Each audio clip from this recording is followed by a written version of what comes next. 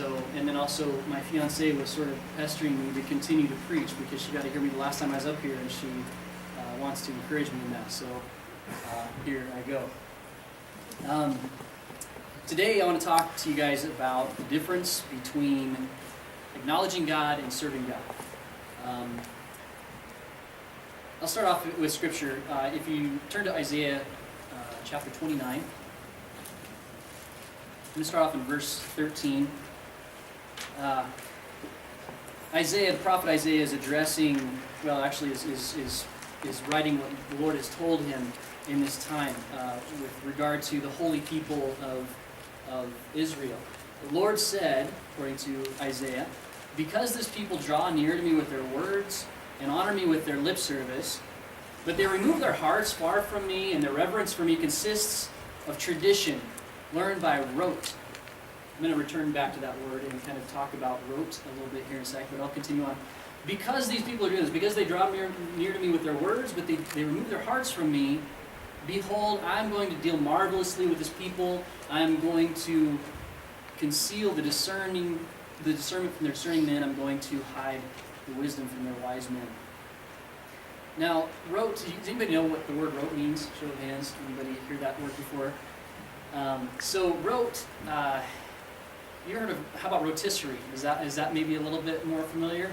When you think of rotisserie, and you think of the chicken that's on a spit, and you're just doing this, and you're going through this motion, and the chicken is cooking. And rote, if you think of it that way, rote is repetition. It's mindless, mechanical repetition. So what these people were doing is they were honoring God with their lips and their mouths, and they were saying good things about God. Yes, God exists. But at the same time, the worship that they provided to God was this motion of just practiced, traditional, not thoughtless motion. So this is something that has happened for a long time. This isn't anything new. It's happening to this day. It comes up a lot in society as far as I see. I see people that do this. I myself was guilty of it for a long time. God help me never be guilty of it again. It comes up a lot. I'm going to talk about statistics really quickly, and I don't know. Statistics are just numbers, right? Sometimes they're meaningful. Sometimes, a lot of times, it's just, I don't know. These numbers that I looked up actually look pretty accurate to me, and so they might give us a little bit of an indication as to what might kind of be going on in our country right now. 70.6% of Americans claim to be Christian. They claim to be brothers and sisters in Christ. With their mouths, they are professing that they know Christ, they have a relationship with Christ. 70.6%. According to a recent survey, this is a really recent survey, I just saw that and I thought to myself, yeah, there's no way. There's no way whatsoever that 70% of the people of this country get up every morning with thinking with God the first thing on their mind, and getting up and reading the scriptures and really devoting their lives, making God the top priority in their life. 70% seems a smidgen optimistic to me, honestly. Actually, a lot more than a smidgen optimistic. Because I see what I see. I mean, we all can look out there and we can see what's going on in this country. And I think that if 70% of our people were seriously pursuing a deep, meaningful relationship with God in Christ, that our country wouldn't be in the situation it's in right now. But that's just me. Further studies, a different study, had mentioned that 40% of Americans claim to go to church every Sunday. Whether or not you really consider that to be a real indicator as to whether they are truly walking with Christ or not, that's up to you. I don't know. To me, it's interesting. And to me also, I think, boy, that 40% seems pretty high too. And sure enough, that study went farther, and they actually said, well, even though 40% people are saying they're going to church, that number is actually closer to 20% of Americans are professing Christians that regularly and consistently attend a church. So, again, statistics, numbers are numbers, right? What that does show me, if there is any accuracy in these numbers, is that there are 20% of Americans, that's roughly 1/5 of this country, says that they are Christian, and yet they lie about going to church. They say they go to church, they say they're a part of the body of Christ, serving in the body of Christ, and they don't do it. So that, to me, is pretty peculiar. And to me, it feels like that is probably something along the lines of somebody acknowledging God with their mouths and with their lips, but not serving Him. So one of the questions I have is, why do people do this? why would you say that you're Christian and then not do anything about it? Why would you say that you go to church and then not even go to church? And that's interesting. I mean, I wonder about that. It's safe in our country to acknowledge a higher power. It's a lot safer here to worship God and worship and be a Christian than it is in most other places in the world.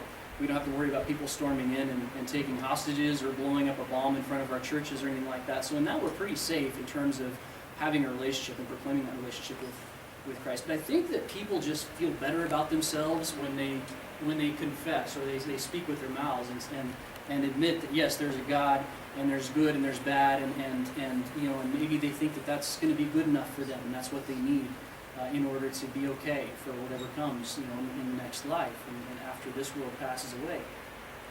It's hard to say. I think a lot of Americans, especially in the West, I haven't been outside of the U.S., so I really can't speak to Western society as a whole, but Americans I look out and I see, and I also include myself in this, I see a culture that is obsessed with McDonald's. And I think that actually moves into our beliefs as well. And when we want a lot of Americans, a lot of Westerners will look at a church or look at a religion and they'll say to themselves, okay, well I want something that I can go and be fed, and I want something that's going to fill my belly. I don't care if it's nutritional or not. I don't care if it's doing anything good for me, but I just want it to taste good, and I want to get the most bang for my buck. I want to pay as little as possible, get as much food as I possibly can. And that's kind of the values that Western cultures have, or Western society has, in too many ways. So they look for something that's easy.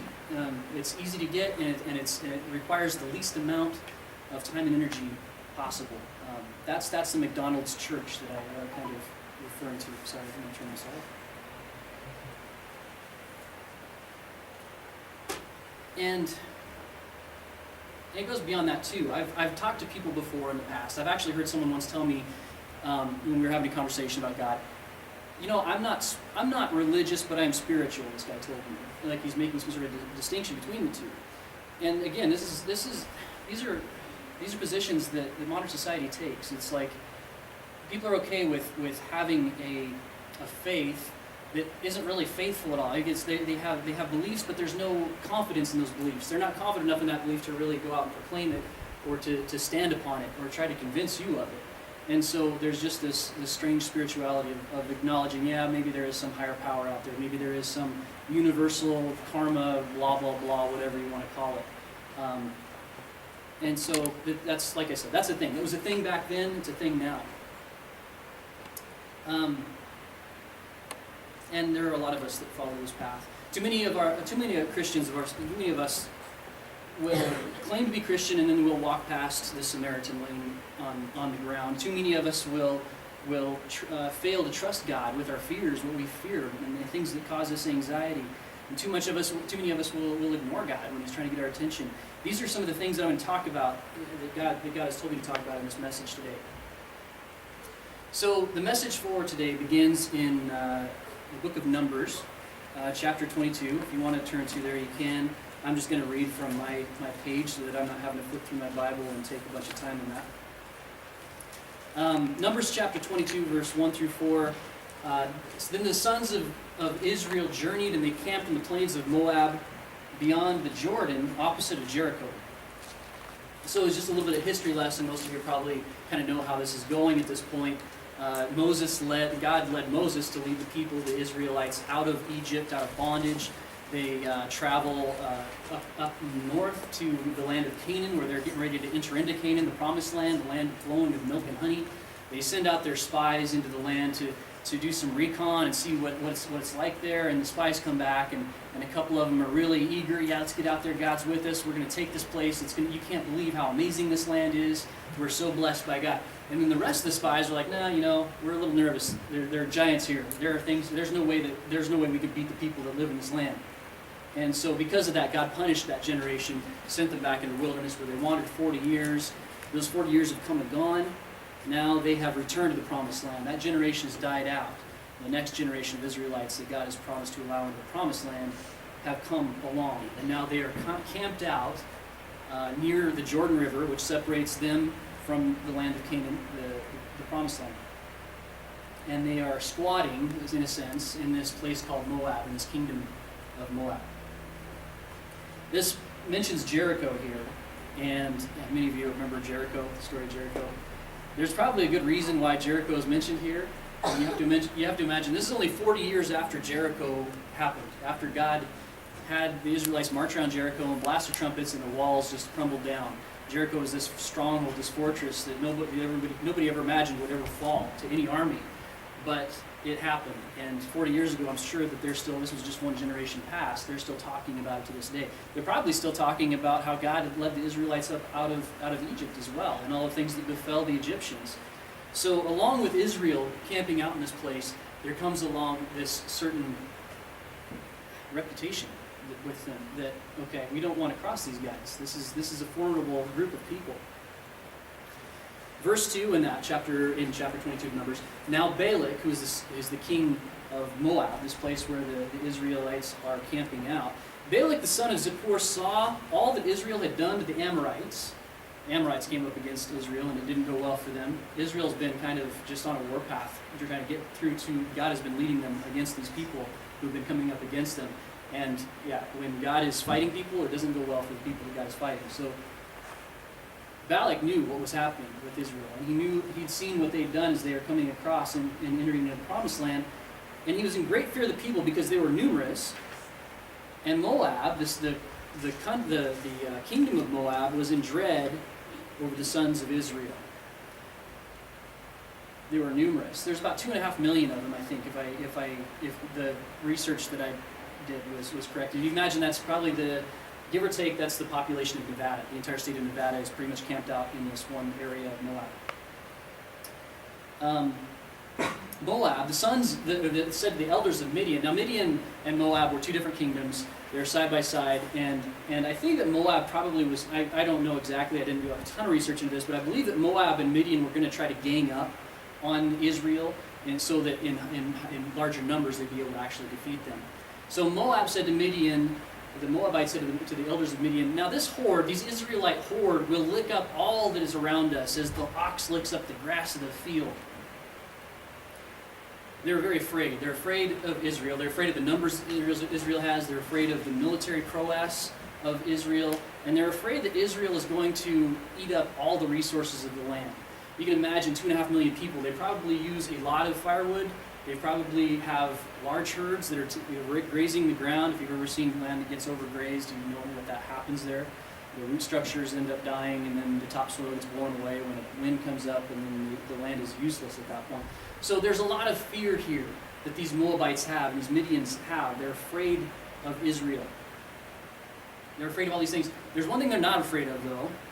One thing that they're not afraid of that they should be afraid of, and that's God. I mean, if there's anything that deserves our fear, it's God, right? And here we can see that sometimes we allow fear to guide our actions. Fear can be good when it's based in God. Proverbs tells us that fear of the Lord is the beginning of wisdom. So if we extend our fear, if we give God the fear that He deserves, He will bless us with wisdom. It's bad. Fear is bad when we end up doubting God and fail to recognize that He is greater than any worldly thing that can come up against us, right?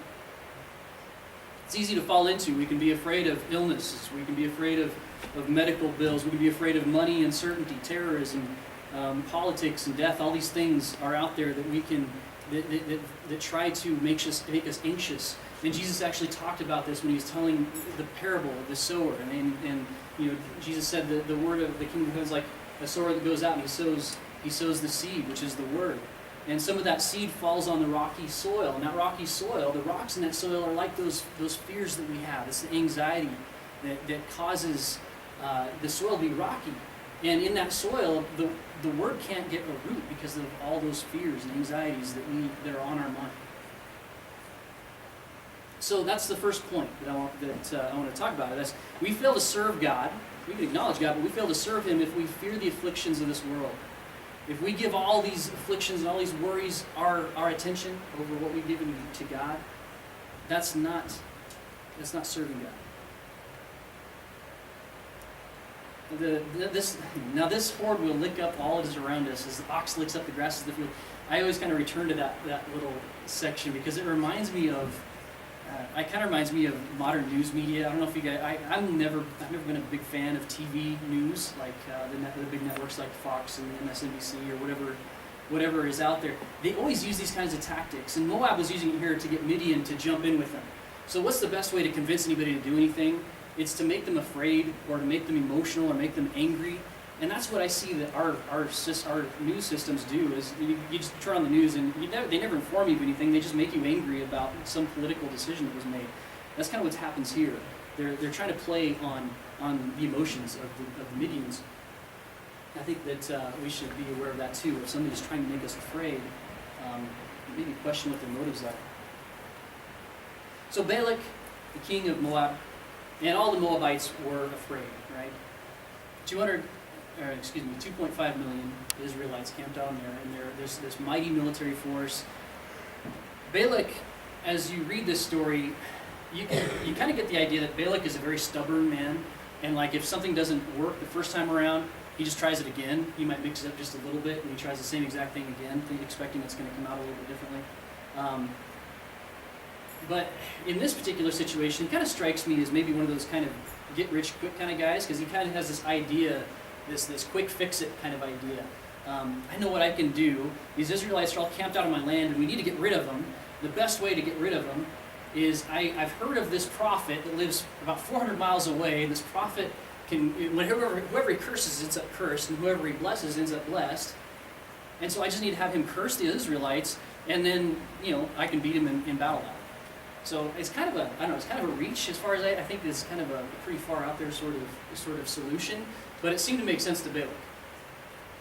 Now Balaam was a prophet, and he was a person that God did speak to, and he was a paid diviner. So he was actually paid money to preach to prophecy and to tell people what God is saying. He was not a Hebrew. He was actually from way up farther north, near the Euphrates River. So it was about 400 miles away from Moab. Balak decides to put together this group of people, these dignitaries, and he sends this group up to Balaam to propose that he come down and to Moab and curse the Israelites. He gives them a bunch of money to give to Balaam, and he sends them on their way. Now Balaam, I don't know, it probably takes about 2 weeks to go 400 miles, I guess. Probably more than 2 weeks if you're walking.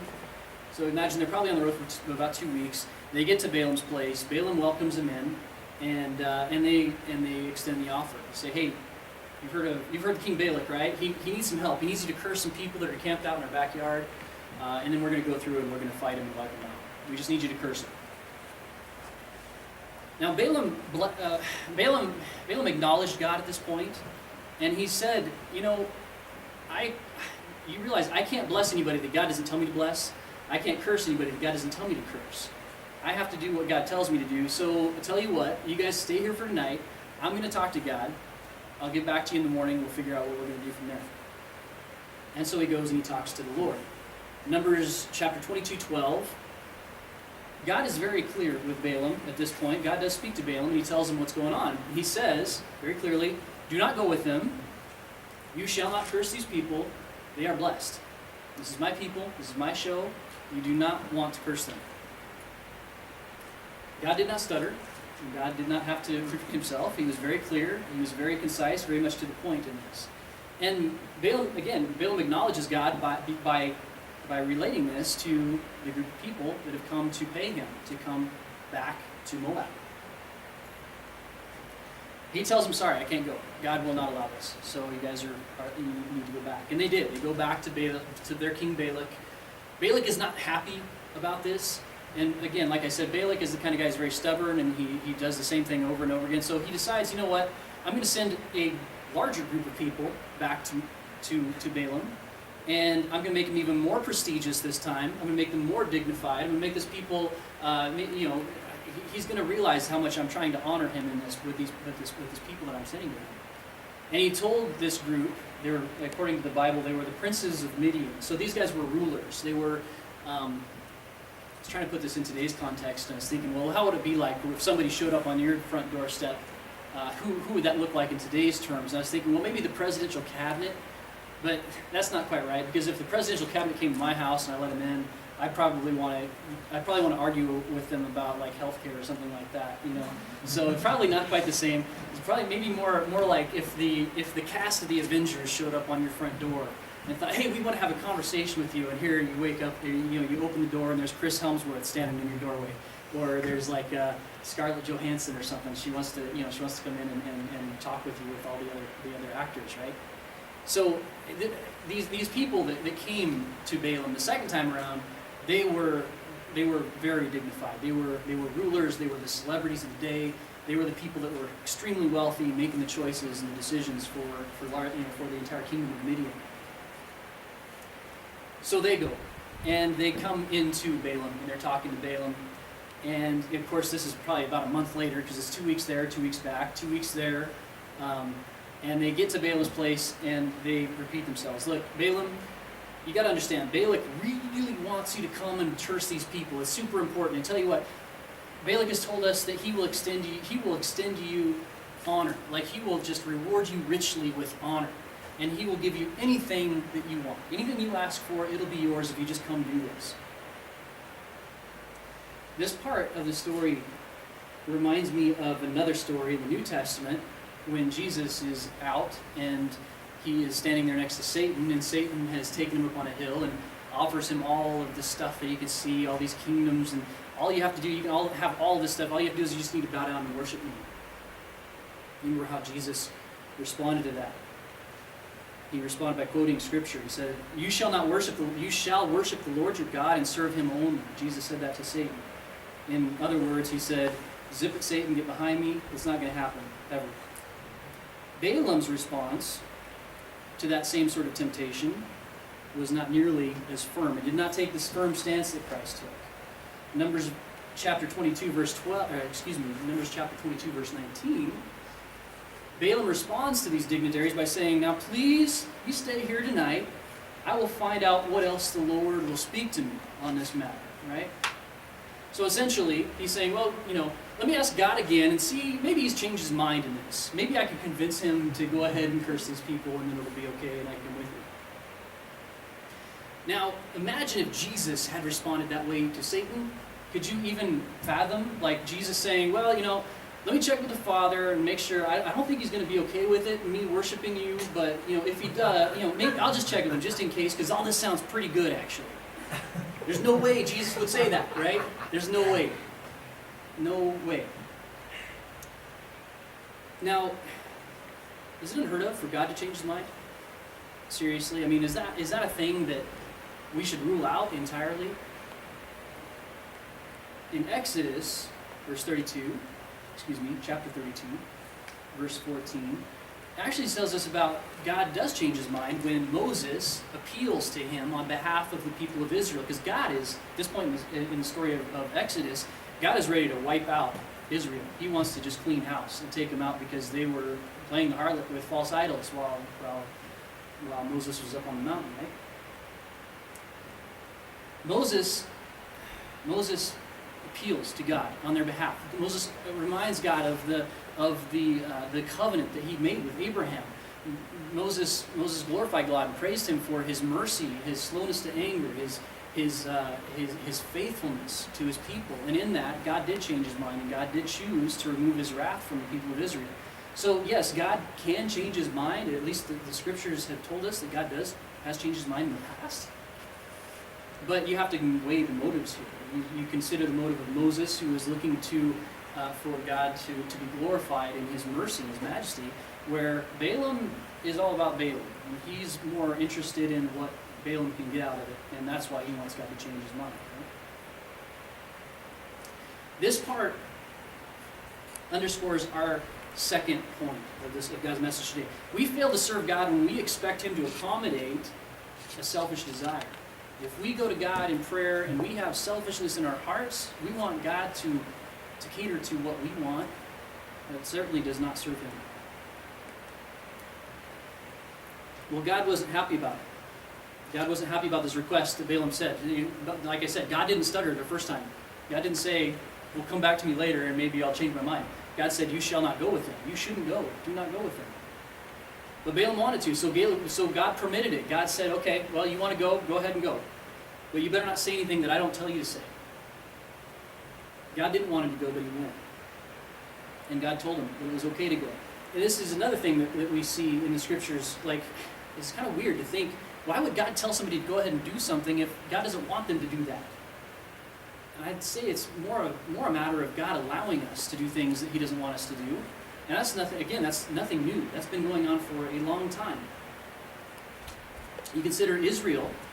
There's one point where Israel was not satisfied anymore because they wanted a king. They wanted a king just like all the other kingdoms around them.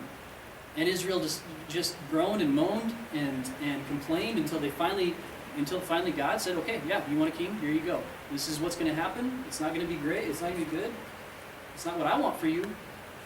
But here you go. Again, Jesus in the New Testament, this conversation he had with Pharisees sort of reminds me of this as well. In Mark 10, Jesus is speaking to Pharisees. Some of the Pharisees came to Jesus and they tested him and they began to question whether it was lawful for a man to divorce his wife. And he answered them and said, well, what did Moses tell you? And they said, well, Moses permitted a man to write a certificate of divorce and send her away.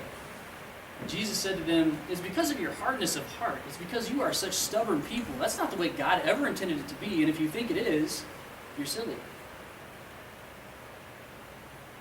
That's not the way God wanted it. And God didn't want Balaam to go either, but he permitted it. Mercy is in God's nature, and we got to be thankful for that. And he will allow us to do things that we probably shouldn't. And a lot of times it's because he wants us to learn. Now, this part of the story kind of turns into my favorite part, one of my favorite old stories in the Old Testament. You imagine this, Balaam is on this road, he's got his donkey, he's riding on this donkey. This donkey he's had his whole life. This donkey's always been a very good donkey to him. It's been a faithful companion. It's never caused him any grief. It's never kicked at him. It's never bit at him. It's just been a great animal, a great beast. His whole experience with this donkey. He's got two servants with him, riding with him probably, or maybe they're on foot. And I have to imagine too. I don't think the Bible actually says this. Correct me if I'm wrong, Sam. But I imagine that those dignitary people were also with him. I would guess, judging by his reaction to what happens. I almost wonder if maybe this group, this highly prestigious, dignified group that's come and flattered him and stroked his ego by coming to him is also there with him as well, possibly. So here he is. He's riding along, and they're going on their way, and out of nowhere, out of the blue, just complete sudden, no warning about this, the donkey takes off with Balaam on it, takes off across the field, jumps off the road and starts running across the field. It's kicking up dirt. There's dirt flying everywhere. There's stuff flying off the donkey. There's packing stuff, whatever. Balaam's holding on for dear life, trying not to fall off and get his neck broken. But his donkey's just going nuts. And Balaam is, the Bible says the donkey's making a mockery of Balaam. And that's why I wonder if maybe those other people were riding with him, because he was very embarrassed. He was furious. He was furious to the point where he wanted to kill the donkey. It was making him look like such an idiot. So imagine, people are probably laughing at him, I would guess, possibly at this spectacle happening, this crazy donkey going off and taking this guy with him. And so he starts beating this donkey, just senseless, just bang, bang. He's just beating on this donkey, trying to get him to behave. Finally, the donkey gets back onto the road after he gives him a good whipping.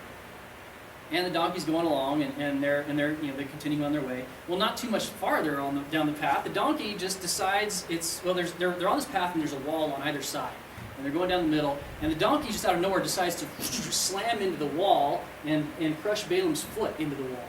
And it's had to be painful, I would imagine, just for no obvious reason that anybody else can tell. But I guess I'm sure everybody probably got a kick out of that and was laughing. And Balaam started beating that donkey again. You stupid animal, you stupid animal, why are you so stupid? And so, again, his pride is probably just shattered by now, all sorts of bruised ego. Suddenly, as they keep going along, and the third time the donkey acts up, and the donkey just lays down on the road, and it won't go any farther. It's just being a stubborn donkey, lays down. And this is the point. At this point, Balaam has had enough. He's done. He's done with this animal. He gets up, he takes a stick, and he starts to beat the donkey with a stick. He's so angry at this donkey. Now, before I go any farther in this, How many of you, raise your hands, how many of you heard this story before? Okay, all right, good. So you know what's coming. But I'll have to, before we get there, I want to talk about things that I've seen in my life, maybe things that you've seen in your life. There have been times in my life where I have been on that kind of a donkey, and I was going to a place where I knew God didn't want me to be, and that donkey kept breaking down, and I kept blaming the donkey and getting mad at the donkey, right?